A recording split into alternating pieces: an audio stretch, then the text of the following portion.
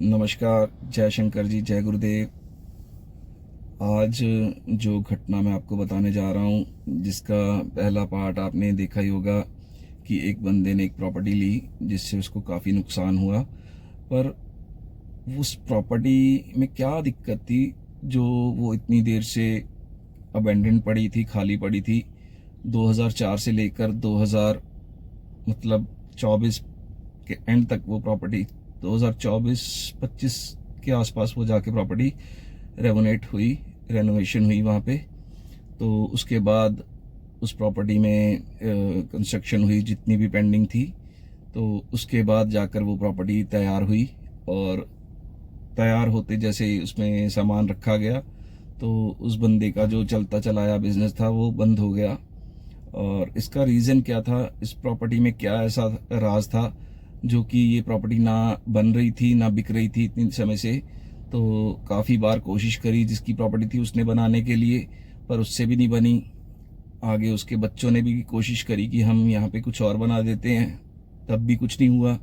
उसके बाद इस बंदे ने ये प्रॉपर्टी परचेज़ करी और एक बहुत ही भव्य कथा कराई। पर इसने कथा अपने जहाँ वो प्रॉपर्टी थी वहाँ ना करवा कर एक दूसरी जगह कराई। और उस कथा में जो कलश स्थापित किया गया था संकल्प लेकर, उसका जो कथा का पुण्य था 7 दिनों का, उस कलश की वजह से प्रॉपर्टी तो रेनोवेट हो गई, बनकर तैयार हो गई, पर वो जो प्रॉपर्टी शापित थी उसका असर नहीं ख़त्म हुआ, जो कि उसने कुछ ही दिनों में दिखा दिया। पहले चैनल का इंट्रो, उसके बाद मैं आपको विस्तार में बताता हूँ वहाँ पे क्या घटना घटी थी। जय शंकर जी।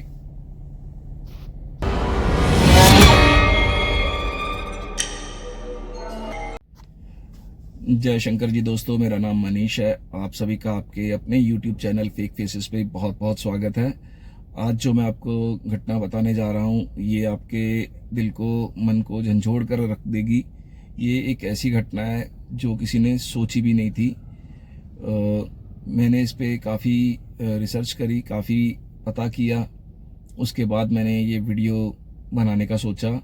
और इस घटना में एक ऐसा हादसा हुआ था 2004 में कि मैं आपको बतला नहीं सकता।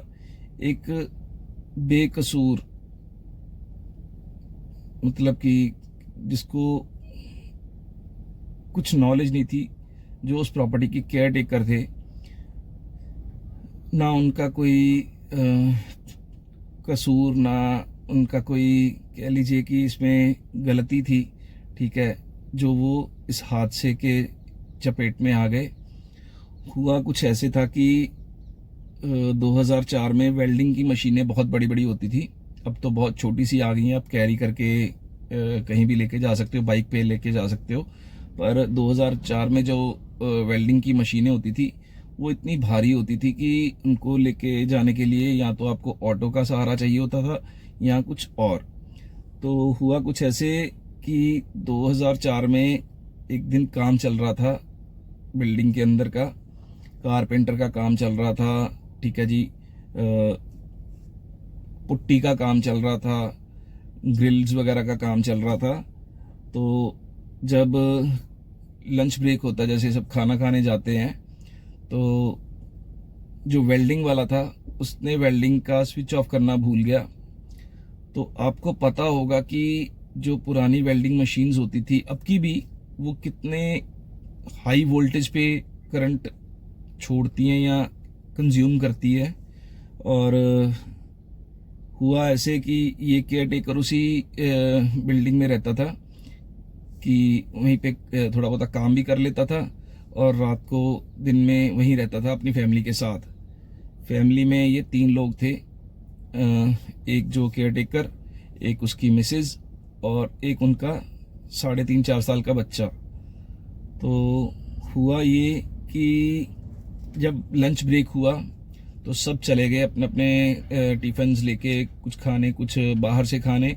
तो ये तो यहीं पे रहते थे, खाना भी यहीं बनाते थे, यहीं खाते थे, तो ये अंदर ही थे।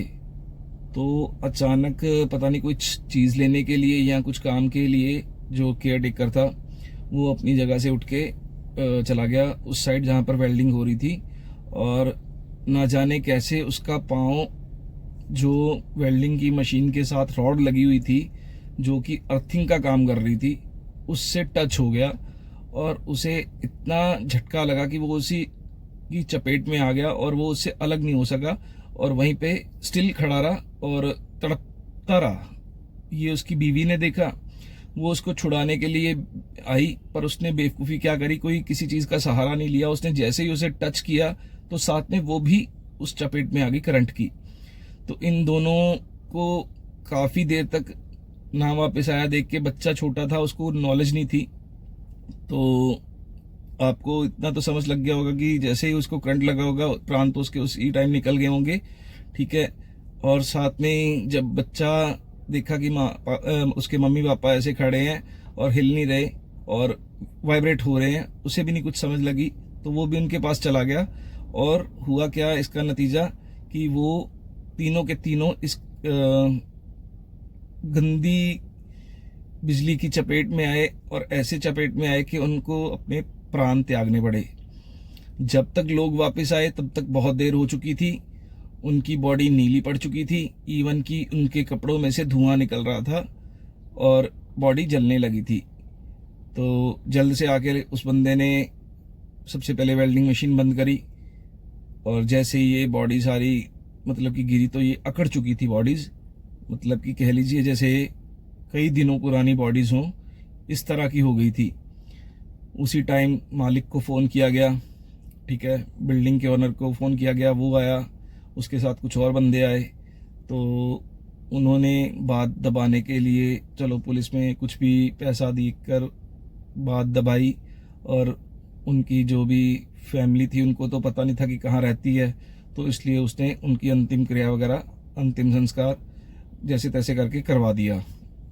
ना कुछ पोस्टमार्टम हुआ ना कुछ हुआ, मतलब कि किसी को पता भी नहीं लगने दिया। इतना पैसा चढ़ाकर उन्होंने ये चीज़ काम कर तो दिया। अब उसका जो अंतिम क्रिया हुई, उसके लास्ट राइट्स हुए, उसके कुछ दिन तक तो काम नहीं हुआ, 1-2 दिन काम नहीं हुआ।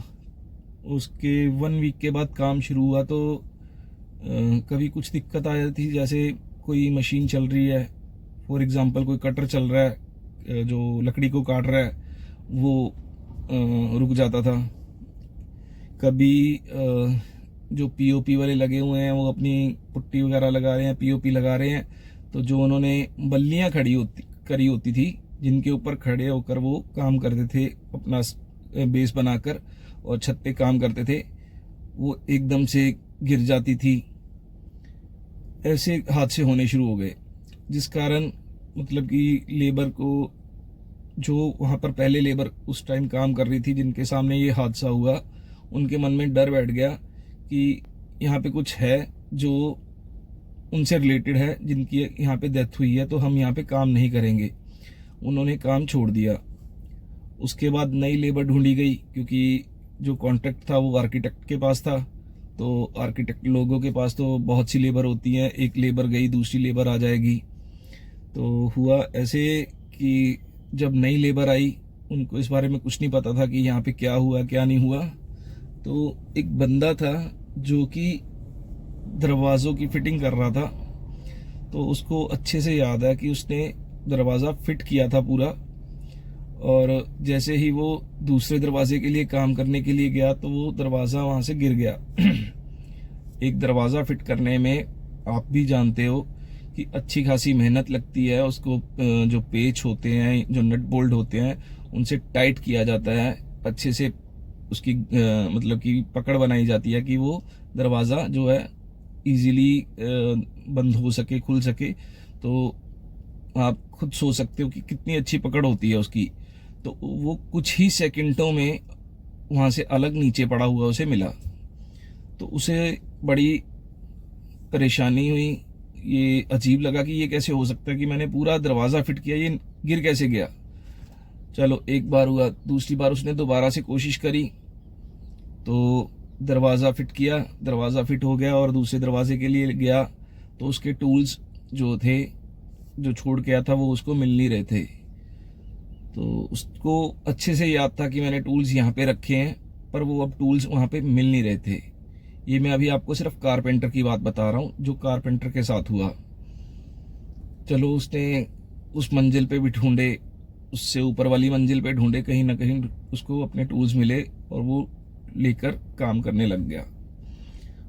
बट उसके मन में भी था कि मेरे टूल्स ऊपर या नीचे कैसे जा सकते हैं, मैंने तो यहीं पे रखे थे, मैं यहाँ पे काम कर रहा हूँ, तो ये ऊपर नीचे कैसे हो गए। जय शंकर जी। तो उसके बाद सेम ऐसा ही किस्सा चल रहा था पीओपी वालों के साथ, कि जो नए पीओपी करने वाले आए थे, वो पीओपी का जो डिज़ाइन बना रहे थे, उनसे डिज़ाइन नहीं बन रहा था। मान लीजिए कोई सीधी लाइन या गोल बनाना है, तो वो बार बार ख़राब हो रहा था। वो बनाते थे, कुछ देर बाद देखते थे कि वो टेढ़ा हो गया या टूट गया, तो उनको भी दिक्कत आ रही थी। तो उन्होंने अपने आर्किटेक्ट को बोला कि हमें ये प्रॉब्लम्स फेस करनी पड़ रही हैं, पर आर्किटेक्ट ने उन्हें कुछ नहीं बताया। सबसे बड़ी गलती उसने ये करी कि उन्हें कुछ नहीं बताया, जिसका खामियाजा आगे जाकर इनमें से एक को भुगतना पड़ा। चलो जी, वो लोग काम कर रहे थे। उसके बाद जैसे सामान नीचे सीढ़ियों से लेके ऊपर आना होता है, प्लाईबोर्ड लेके आना है, या लोहे की ग्रिल्स लेके आनी है, या शीशा लेके आना, तो ऐसे ही लेबर लगी हुई थी। तो उनमें से एक बंदे को सीढ़ियों में से किसी ने धक्का दिया। उसको कंफर्म है कि मैं सामान लेकर ऊपर जा रहा था बड़े आराम से, फर्स्ट फ्लोर पर मैं पहुंचा हूँ, सेकंड फ्लोर की सीढ़ियों पर था। और ये सारा जो किस्सा हुआ सेकंड फ्लोर पर हुआ था, पर पूरी बिल्डिंग में इसका असर था। ये नहीं था कि सिर्फ सेकंड फ्लोर पर ही असर था, असर पूरी बिल्डिंग पर था। तो जो उनकी डेथ हुई थी वो सेकंड फ्लोर पे हुई थी। तो जब वो सेकंड फ्लोर की सीढ़ियाँ चढ़ रहा था, तो उसे अच्छे से याद है कि मेरे को किसी ने धक्का दिया प्रॉपर, और मैं गिरा हूँ। और वो गिरा इस हिसाब से कि जो बोर्ड थे उसके हाथ में, वो जिस साइड चढ़ रहा था बोर्ड, फॉर एग्जांपल उसकी राइट हैंड साइड पे बोर्ड्स हैं, तो लेफ्ट हैंड साइड पे दीवार है, और जो सीढ़ियाँ हैं उन पे ना कोई ग्रिल लगी हुई है अभी, ना कुछ है। ठीक है, जब वो चढ़ रहा था तो वो राइट हैंड साइड को गिरा नीचे की तरफ। अगर बोर्ड्स ना होते उसके हाथ में, तो वो सीधा या तो जो पत्थर लगा हुआ था उस पे गिरता, या सीधा नीचे जाता, पर बोर्ड्स के कारण वो बच गया। और उसने अपने सभी लोगों को बताया, अपने फ्रेंड्स को बताया कि मेरे साथ ऐसा ऐसा हुआ, पर किसी ने उसकी बात नहीं मानी। उनको लगा कि तेरे को वहम हुआ है। पर उस बंदे ने अगले दिन से वहाँ से काम करना बंद कर दिया, कि उसे कुछ हुआ महसूस हुआ, उसने उसी टाइम बिल्कुल वहाँ पे काम करना बंद कर दिया कि कोई बात नहीं भाई, जिंदगी रहेगी तो मैं आगे भी काम कर लूँगा, कहीं भी काम कर लूँगा। और अगर ऐसा रहा कि जैसे आज मेरे साथ हुआ है, ये कोई मान नहीं रहा, तो अगर ऐसा दोबारा हुआ तो इस बार तो बच गया हूँ, शायद आगे ना बच सकूँ। तो उसने तो अपना काम छोड़ दिया। सॉरी, स्टोरी से हटकर बात करने लगा हूँ भाई। आप सब वीडियोस देखते हो, कुछ लोग मेरी, अभी चलो नया चैनल है, जितने भी लोग वीडियोस देखते हो आप चैनल को सब्सक्राइब कीजिए। वीडियो अगर अच्छी लगती है तो लाइक कीजिए, क्योंकि मुझे आपकी सपोर्ट की ज़रूरत है। अभी मेरा न्यू चैनल है, इसको ग्रो करने में आप मेरी मदद कीजिए। अपने दोस्तों से शेयर कीजिए वीडियोस, अपने फ्रेंड्स को बोलिए, आप खुद भी सब्सक्राइब कीजिए और अपने दोस्तों से भी सब्सक्राइब करवाइए। क्योंकि अभी तो ये बहुत, मतलब कि एक छोटा सा पौधा जिसे हम बोलते हैं कि वो है, इसको पेड़ बनाने में मेरी मदद कीजिए। मेरी ये आपसे हम्बल रिक्वेस्ट है। क्योंकि देखिए, मैं आपको ये नहीं कहता कि आप आइए और वीडियो को ना देखिए और लाइक कीजिए और सब्सक्राइब करके चले जाइए। नहीं, पहले आप वीडियो देखिए। अगर आपको वीडियो अच्छी लगती है, मेरी जितनी भी मैंने वीडियोस अभी तक डाली हैं उनमें आपको कुछ लगा, क्योंकि मैं जो भी कहानी आती है या जो भी मुझे कुछ पता लगता है, जो मैं कहीं से पता करके आता हूँ, उस पर मैं कोई मिर्च मसाला नहीं लगाता, कोई इफ़ेक्ट्स नहीं डालता।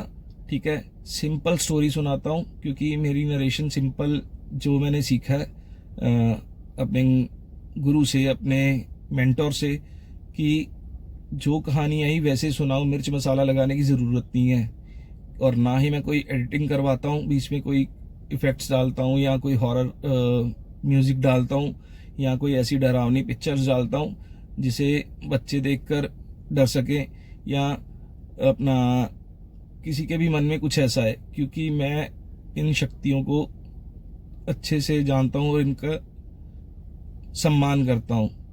ठीक है, तो मेरा यही है कि अगर आपको वीडियो अच्छी लगती है तो प्लीज़ उसे लाइक कीजिए, चैनल को सब्सक्राइब कीजिए, बेल आइकन ऑन कीजिए कि जब भी मेरी नई वीडियो आए तो आपको उसका नोटिफिकेशन मिल जाए।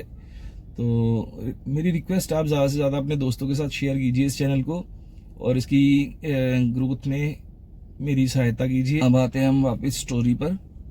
तो इस बंदे के साथ जो हुआ, तो बाकी लोगों ने भी ये सब देखा पर किसी ने इस पर विश्वास नहीं किया और अपना काम करने लगे। कुछ दिन बाद एक बंदा कटर से, कुछ जो मशीन वाला कटर होता है जिससे लकड़ी काटते हैं, वो कटर से बोर्ड कट कर रहा था। उसे कोई पीस चाहिए था जिस साइज का, वो बोर्ड कट कर रहा था।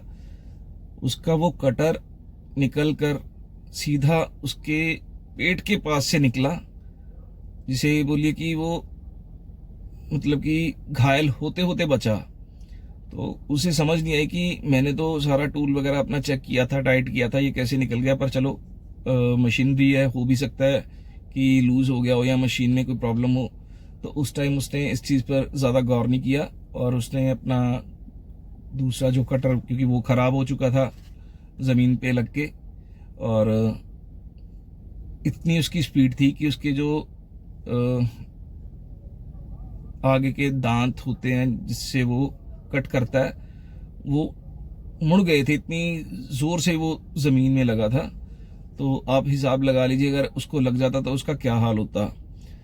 उसके बाद सेम ऐसा ही एक बंदे के साथ हुआ कि वो एक 2 ड्रम्स के ऊपर खड़ा होकर कुछ फिट कर रहा था, लकड़ी का ही एक, वो जिसे हम विंडो बोलते हैं, जो दरवाजे के ऊपर होती है, रोशनदान भी बोलते हैं हम उसे, वो फिट कर रहा था।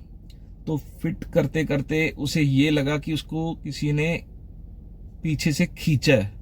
ठीक है, और वो उन ड्रम्स से नीचे गिरा और जो पीछे सामान पड़ा था उसकी पीठ में लगा, उसे काफ़ी चोटें आई और उसने सबको ये बताया। तो ये दूसरी बार हुआ था कि पहले किसी ने महसूस किया कि मुझे धक्का दिया, दूसरा किसी ने ये महसूस किया कि मेरे को पीछे खींचा है। और इन लोगों को नहीं पता कि पहले क्या हो चुका है, कि पहले वाले लोगों के साथ जो हुआ वो इन लोगों को कुछ नहीं पता।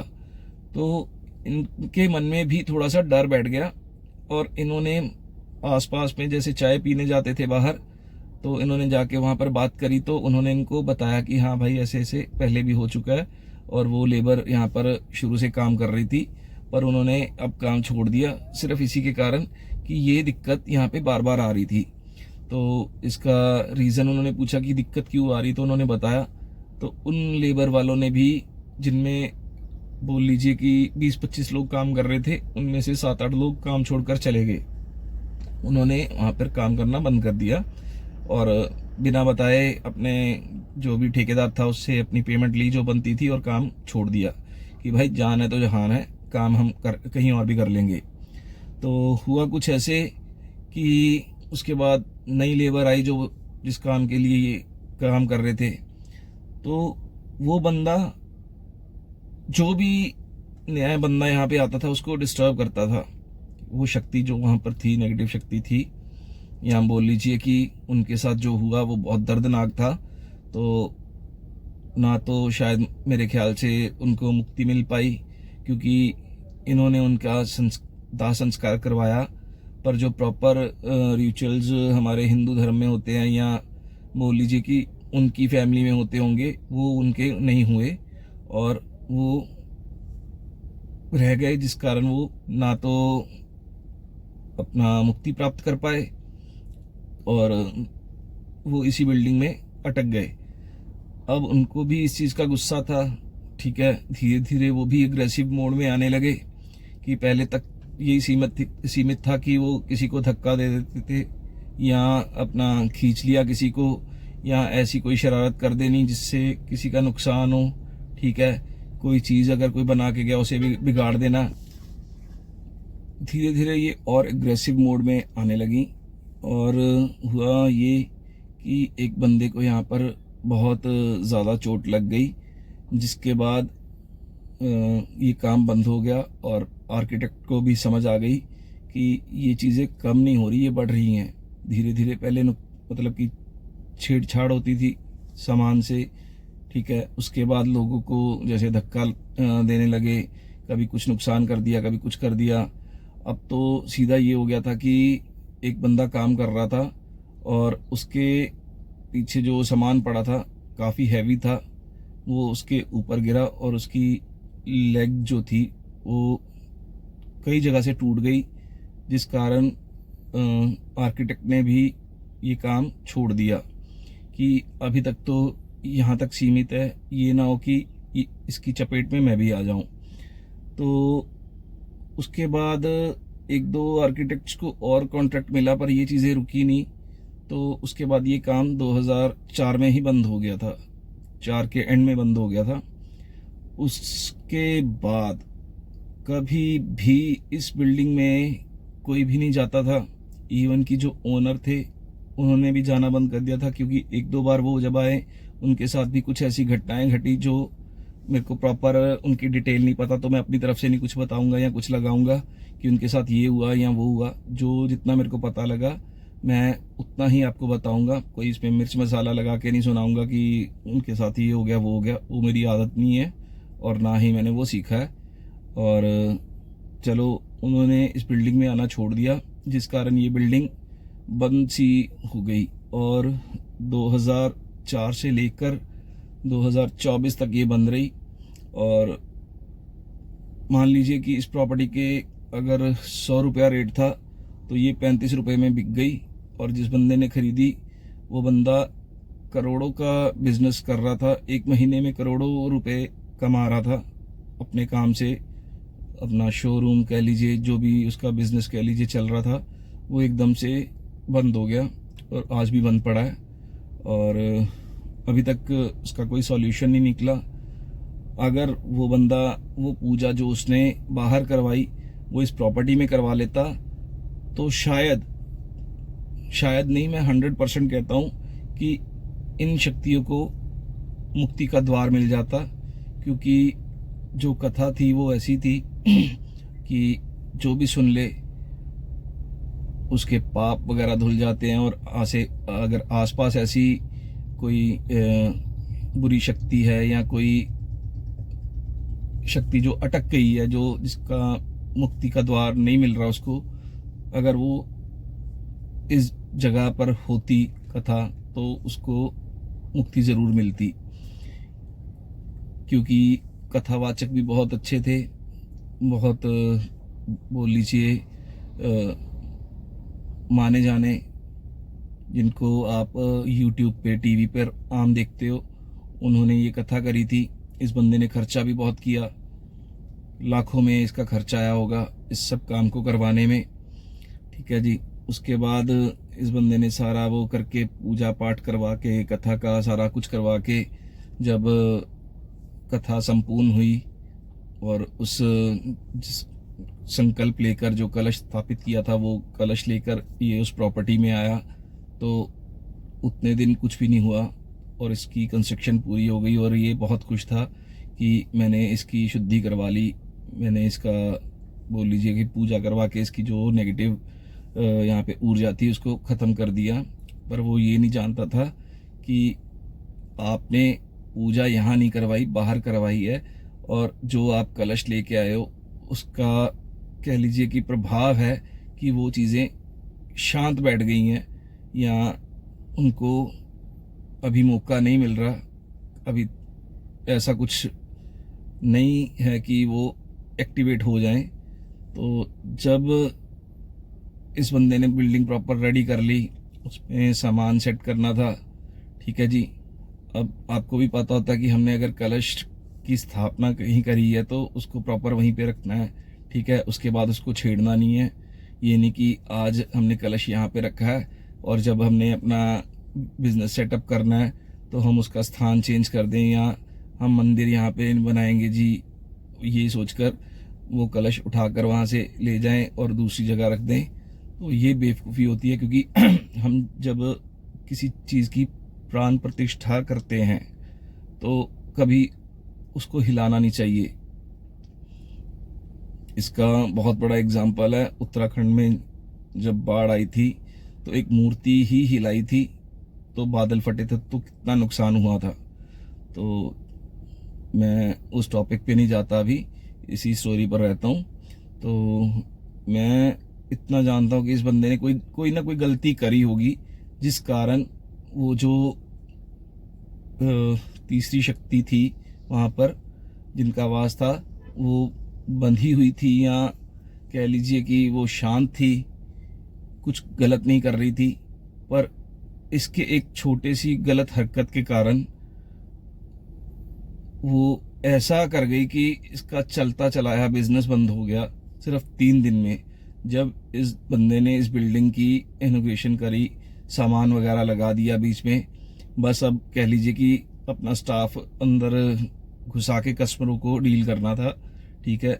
बाकी सब कुछ सेट हो गया, स्टाफ भी आ रहा है, सामान सारा सेट हो गया, सब कुछ सेट हो गया। सिर्फ और सिर्फ अब होना था क्या कि कस्टमर डीलिंग होनी थी शुरू वहाँ पे। तो जिस दिन सामान सेट हुआ, सब कुछ रेडी हो गया, उसके 3 दिन के अंदर इसका जो मेन यूनिट था, मेन शोरूम कह लीजिए, बिजनेस जो भी मेन इसका बिजनेस था, उस पर ताला लग गया। इसके ऊपर केस हो गया, कुछ भी मान लीजिए, ऐसा ताला लगा कि वो आज की डेट में भी ताला लगा हुआ है।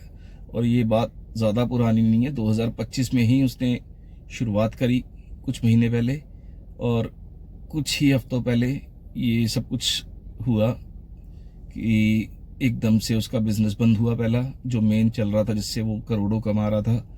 तो मेरा मानना यही है कि इससे कुछ गलती हुई या इसने क्या किया, आप लोग मेरे को कमेंट में बताना।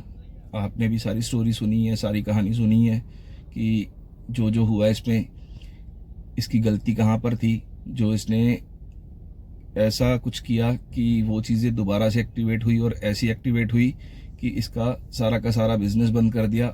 अब वो बिल्डिंग फिर दोबारा से बंद पड़ी है, खाली पड़ी है, ठीक है ना। वहाँ पर कोई जाता है, अंदर सामान पड़ा है, सब कुछ पड़ा है, बाहर से दिखता है, पर सब कुछ बंद है, एवरीथिंग लॉक्ड। जो पहला यूनिट था वो भी, और ये यूनिट वो भी, दोनों, मतलब कि कह लीजिए इसका सारा धंधा चौपट हो गया। जो बंदा महीने के करोड़ों कमाता था, उसकी आज इनकम 0 है। तो आज का वीडियो यही था।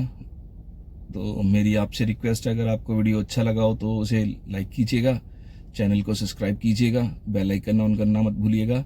और अपनी अगर आप स्टोरी आप मुझे भेजना चाहते हो तो इसमें जो मेरी मेल आईडी शो होगी आपको, आप उस पर भेज सकते हो, फेसबुक पे भेज सकते हो, इंस्टा पे भेज सकते हो, कहीं भी भेज सकते हो। तो आप अपनी स्टोरी ज़्यादा से ज़्यादा भेजिए, और मैं वादा करता हूँ जो आप भेजोगे वर्ड टू वर्ड वही सुनाऊंगा, कोई मिर्च मसाला नहीं लगाऊंगा, क्योंकि मेरी आदत वो नहीं है कि आप एक बताओ मेरे को, उसकी मैं 1 की 2 की 4 कर दूं, वो चीज़ नहीं। जैसे आप बताओगे वैसे ही। हाँ, कोशिश करूंगा कि जो आपके साथ हुआ, जो आपने महसूस किया उस टाइम, जो आपको दर्द महसूस हुआ, जो आपको दुख महसूस हुआ, उस चीज़ को मैं लोगों के सामने लाऊं अपनी नरेशन के थ्रू, कि उनको पता लगे कि आपके साथ जो घटना बीती उसमें आपने क्या क्या सहन किया। तो आज का वीडियो इतना ही। जय शंकर जी, जय गुरुदेव।